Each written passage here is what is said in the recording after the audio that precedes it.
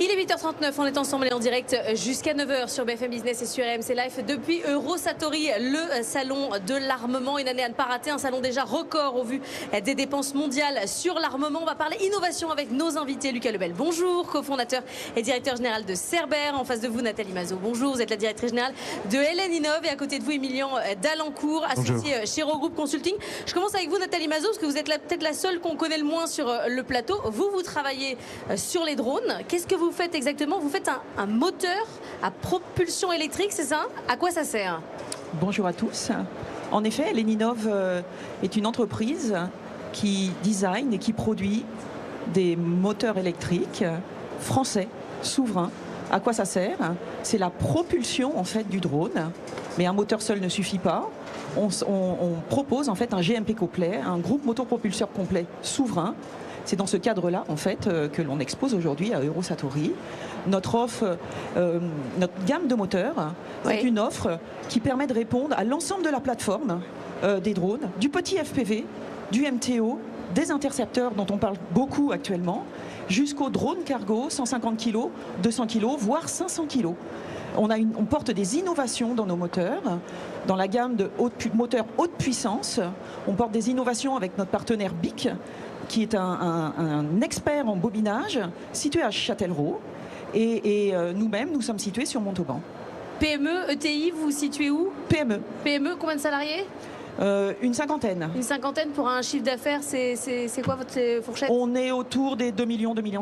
C'est typiquement la cible dont on parlait tout à l'heure avec Serge Wimbert. Lucas Lebel, on s'est vu il y a 15 jours sur Cerber, où vous êtes dans la lutte anti-drone. Quand on s'est vu il y a 15 jours, on m'a dit je vais peut-être avoir une opération capitalistique importante à annoncer. Ça y est. Ça y est, effectivement, je peux vous confirmer le rachat de Cerber par le fonds d'investissement français qui s'appelle Latour Capital. Oui. Et à leur côté, le fonds Innovation Défense. Alors qu'est-ce que ça va changer là? Vous allez changer de dimension? On va changer de dimension. Ce qui va se produire, c'est que avec ces nouveaux partenaires à nos côtés, on veut construire un leader mondial dans les 5 prochaines années, d'ancrage européen, en gardant le centre de décision et le siège social en France. Qu'est-ce que ça veut dire? Ça veut dire que cette année, Cerber devrait atteindre 90% de son chiffre d'affaires réalisé à l'export. C'est ça l'ambition mondiale, c'est d'être présent sur tous les théâtres d'opération, sur tous les points chauds. L'ancrage européen, c'est parce qu'on identifie, et je pense que le contexte est tout à fait favorable pour le constater vous-même, un terreau extrêmement intéressant en termes de technologie. Il y a beaucoup d'innovations, ça va dans tous les sens. Et notamment sur ce territoire européen sur lequel on veut consolider des sociétés et les agréger autour de nous pour faire un champion souverain européen. Et on va bien sûr rester en France, c'est notre ADN, servir le souverain et protéger nos concitoyens. Emilien Dalincourt, alors je ne sais pas si LN Innov, vous êtes une boîte qui... Vous ne travailliez pas dans le drone avant, c'est-à-dire que comme il n'y en avait pas, vous avez pivoté ou c'est... Alors non, on ne travaillait pas du tout dans le drone avant. On venait chacun, nous sommes 2 associés, nous venions de grands groupes de la défense et nous avons créé justement LN Innov pour répondre aux besoins dans les drones et notamment pour répondre aux besoins dans les drones en apportant justement cette image de souveraineté technologique qui était demandée. Emilien Dalincourt, on voit la guerre a changé, on a des nouvelles boîtes qui se créent, des boîtes qui n'existaient pas il y a 10 ans, notamment sur le drone. Est-ce qu'on peut dire aujourd'hui que la guerre se passe autour des drones ou c'est juste une petite lorgnette du conflit? Vous voyez ça comment, vous?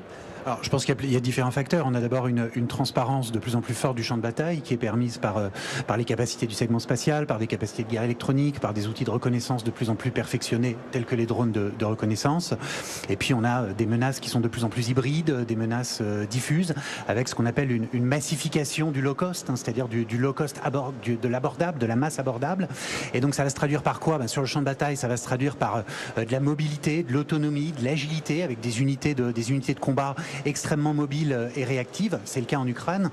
Faut bien avoir conscience du fait que chaque brigade est appuyée par un bataillon qui est spécialisé sur les drones et qui va être en interface permanente avec les entreprises qui font évoluer ces drones. Donc c'est la vitesse d'adaptation, la vitesse d'intégration des nouvelles technologies qui devient un facteur déterminant. Et donc en termes de base industrielle technologique de défense, de BITD, on a besoin de cette dualité entre la robustesse des grands groupes, des grands MOI, et l'agilité, la réactivité, l'innovation technologique d'un certain nombre de groupes, des startups ou de ce qu'on peut appeler la DevTech. Et vous vous êtes pas dit, alors maintenant que l'opération est faite, Lucas Lebel, vous n'êtes pas dit ce qu'il me faudrait moi pour mon développement, c'est de m'adosser à KNDS ou MBDA. Dans votre développement, pour l'instant, vous n'en êtes pas encore là ou c'est un objectif après? c'est pas nécessairement un objectif, c'est une option qui est sur la table, qu'il était déjà sur le précédent tour d'investissement. Finalement, les choses se sont déroulées différemment, mais on est très content de partir avec un partenaire financier tel que le fonds La Tour Capital, qui a en fait, et c'est un élément différenciant chez eux, un background très entrepreneurial. Voilà. Donc ils savent ce que c'est que de construire des sociétés. Ils ont une ambition folle à travers la création de leur fonds Émergence Défense, qui est en train de devenir le plus grand fonds européen de défense, à diriger effectivement un capital assez conséquent. Ce fonds, il devrait avoir une taille cible de l'ordre de 650 à 700 millions d'euros, donc c'est quand même très important. Il y a une grande force de frappe et on espère qu'elle va être dirigée vers Cerber au gré de nos développements. Et bien sûr, le fonds Innovation Défense, qu'on est très content d'avoir à notre capital, qui dirige, je le rappelle, des fonds issus de la DGA, mais pilotés et administrés par la BPI, et qui illustre effectivement deux choses. Un, l'adéquation entre nos solutions et un service qui est apporté aux souverains et à la protection des concitoyens, je l'expliquais, et aussi et surtout une transformation énorme dans notre industrie au niveau français qui se prépare avec le tournant réglementaire, c'est la protection des infrastructures civiles. Alors c'est-à-dire que là, on a besoin de protéger nos infrastructures de l'ensemble des risques extérieurs et que vous allez pouvoir le faire, vous et d'autres acteurs privés, c'est ça ? Absolument. Absolument. Le tournant ça change tout. Hein. Ça change tout parce qu'en fait, vous voyez, Cerber a 10 ans, on a été une des premières boîtes à se créer, on a été pionnier en matière de lutte anti-drone, parmi les premières boîtes au niveau mondial. Pendant 10 ans, en fait, les acteurs privés, c'est vrai en France, mais partout dans le monde, n'ont pas eu le droit, et on comprend pourquoi, de déployer des contre-mesures, et notamment des contre-mesures électroniques pour faire face aux drones. Tout au plus, ces sites pouvaient détecter, ce qui ne répondait pas complètement à la problématique. Là, le réglementaire, et je le félicite, et notamment les travaux derrière du SGDSN... Une sorte de délégation de service public, quoi. Voilà. Alors ça va pas être n'importe quoi, évidemment, il va falloir que ces sites, que ces entreprises, que ces opérateurs obtiennent des autorisations, déploient des matériels homologués, mais derrière, c'est la sécurité en fait de toutes les infrastructures qui font vivre notre pays. On parle des sites de retraitement des eaux usées, de nœuds ferroviaires, de data centers, de sites nucléaires. Tout ce qui fait que notre économie fonctionne doit être protégé, c'est stratégique. Nathalie Mazot, dans quelle limite on arrive à être aujourd'hui totalement souverain dans la guerre technologique ? On a les composants, on a l'ensemble du développement de l'IA. Est-ce qu'il n'y a pas une barrière, c'est qu'on arrive avec certaines pièces, mais à un moment donné, on est bloqué, il faut faire appel aux Américains ou aux Chinois, quoi. Alors oui, tout à fait, notamment principalement sur la propulsion. Hein. C'est un sujet important et stratégique.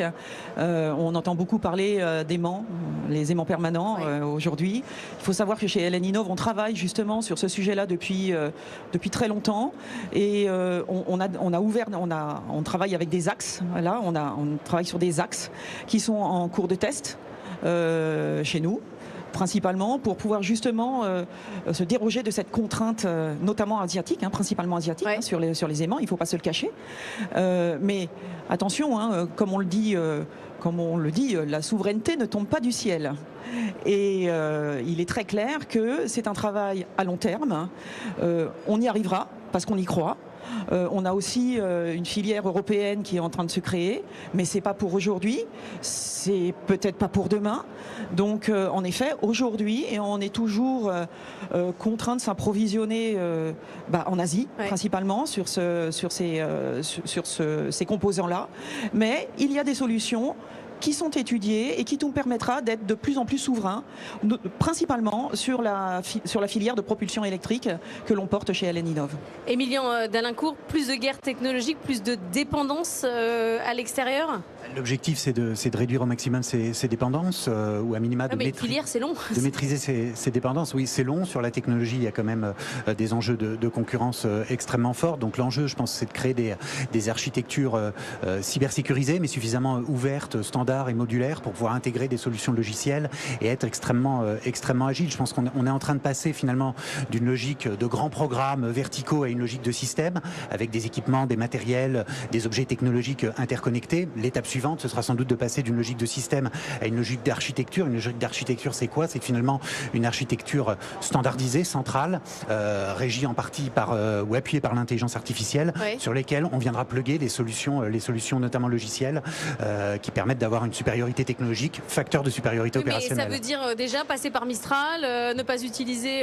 On a déjà un certain nombre d'acteurs français, européens de premier plan. Il y a des acteurs allemands aussi. Il y a des acteurs français, jamais, mais... des acteurs allemands. allemands, sur les drones des acteurs ukrainiens également, qui bénéficient d'un retour d'expérience extrêmement réactif. La force des Ukrainiens, c'est la force de leur rétex. Le rétex est permanent et c'est par le rétex qu'ils enrichissent finalement en permanence l'innovation technologique et qui réussissent à être à la pointe. Donc c'est ces enjeux-là de souveraineté technologique qu'il faut adresser rapidement. Il nous reste 3 minutes, je voudrais qu'on dise un mot des cadences. Lucas Lebel, avec NDS tout à l'heure, on parlait de certaines usines qui avaient triplé les cadences en moins d'1 an, ce qui paraît relativement incroyable, c'est quand même assez lourd. Vous êtes dès le départ dans une cadence infernale, ça fonctionne comment ? Oui, c'est très impressionnant également en matière de lutte anti-drone. On est parfaitement indexé au progrès et à la pénétration du drone sur le champ de bataille. Nous, notre ordre de grandeur sur les 2 dernières années, ça a été des rythmes de production multipliés par 10. Ah ouais. Voilà, donc c'est quand même effectivement très impressionnant. Là, on a des demandes à l'endroit de clients à l'export pour des quantités supérieures à 100 unités. Là où habituellement, nos quantités maximales par commande, c'était de l'ordre peut-être de 10, 15, 20 grand maximum. Ah oui. Là, on donc dépasse vos commandes n'ont la plus rien centaine. à voir en fait en termes de zéro, en termes de nombre de zéro. Oui, tout à fait. On part en fait derrière nous d'un chapitre où en fait il y avait beaucoup d'expérimentation.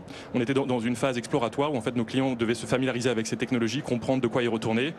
À maintenant un sentiment d'urgence que plus personne ne peut ignorer, et donc on passe dans du déploiement avec de la cadence et avec des volumes très importants qui doivent être déployés pour couvrir ce marché. Vous avez la capacité de livrer, vous avez les talents parce que vous pouvez faire la même chose dans l'énergie ou le nucléaire. Ils ont les mêmes besoins, les mêmes cadences, les mêmes difficultés. Vous arrivez à recruter suffisamment pour répondre à ce genre de commandes à 3 chiffres? Alors effectivement, c'est un enjeu, c'est une difficulté. Je vous mentirais si je vous disais que c'est simple.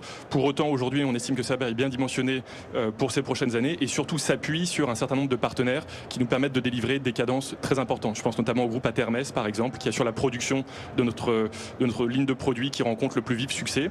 Et puis aussi, c'est un petit peu Vous faites des partenariats entre industriels. Exactement. On sous-traite la production auprès d'industriels qui ont l'outillage, les cadences, la ressource humaine pour traiter des volumes importants. Et enfin, à l'export, on a de plus en plus de demandes pour gagner un petit peu en autonomie et pour avoir du matériel qui est produit ne serait-ce que partiellement localement, des demandes que ce soit pour du transfert de technologie, pour établir des chaînes de production à l'export, gagner en réactivité et diversifier un petit peu tout ça. Nathalie Mazot, vous avez les mêmes problématiques chez vous? Alors justement, c'est justement ce que je me disais, on fait exactement le même constat. On a été obligé, et c'est normal, de passer par des phases de test pour justement suppléer l'offre, si on peut le dire, asiatique, américaine et d'autres, pour ne pas les nommer. Et aujourd'hui, on commence à avoir les phases de cadence, les cadences de commandes qui augmentent. Et comment on garantit en fait le fait de pouvoir répondre à ces cadences-là? Eh bien, c'est de la production en masse. Et la production en masse, nous, on y travaille depuis 2 ans avec un homologue ukrainien. Ouais. Avec lequel nous travaillons et qui nous permet également, parce que ça a un double sens, de tirer de cette production en masse, on en tire le bénéfice au titre de la compétitivité, à savoir aujourd'hui... Vous produisez là-bas, vous produisez? Alors, on produit en Ukraine et on produit à partir de septembre à Montauban, sur notre site, au sein du Grand Montauban, qui nous permettra en fait de pouvoir sortir entre 20 000 et 50 000 moteurs électriques par mois. Ah oui. Qui permettra également de répondre à l'ensemble des plateformes drones. Ça, c'est une première chose. Et pour revenir justement à ces cadences et à cette compétitivité dont on parle beaucoup quand on parle de souveraineté technologique, eh bien, pour y répondre, on produit en masse et on tire le bénéfice justement de cette production en masse que l'on a également en Ukraine pour pouvoir tirer les prix, bien évidemment, et avoir une offre très compétitive par rapport à l'Asie, à savoir des prix quasiment identiques. C'est-à-dire que vous vous retrouvez sur les appels d'offres, vous arrivez à avoir le même prix. C'est pareil de votre côté chez Cerber. Vous n'êtes pas en compétition sur le prix avec la Chine? Si, ça nous arrive bien sûr d'être en compétition. Mais vous arrivez à avoir quasiment le même niveau? D'un point de vue technique, oui, ouais. On est à l'état de l'art, en particulier sur nos matériels. Sur le prix, c'est toujours un petit peu difficile. Il y a beaucoup de sociétés chinoises qui sont subventionnées en réalité par leur gouvernement, avec des techniques commerciales parfois qui ne sont pas toujours très justes. Voilà, quand il y a du dumping, c'est compliqué. Quand c'est financé par... Mais vous y arrivez Nous, on y arrive, ouais, tout à fait. On y arrive parce qu'on a justement le bénéfice de cette production en masse en Ukraine. Ouais. Ils ont quand même la capacité de produire 500 000 moteurs par mois. Hein. Voilà, c'est l'effet de guerre, hein, malheureusement. Mais quoi qu'il en soit, ce bénéfice-là est au service de la France, notamment, et de l'Europe. Ouais. Merci beaucoup Nathalie Mazot, Lucas Lebel et Emilien Dalancourt de nous avoir accompagnés ce matin dans la matinale de l'économie depuis Eurosatory à Villepinte. Toute la journée évidemment sur BFM Business. On continue de suivre ce salon événement.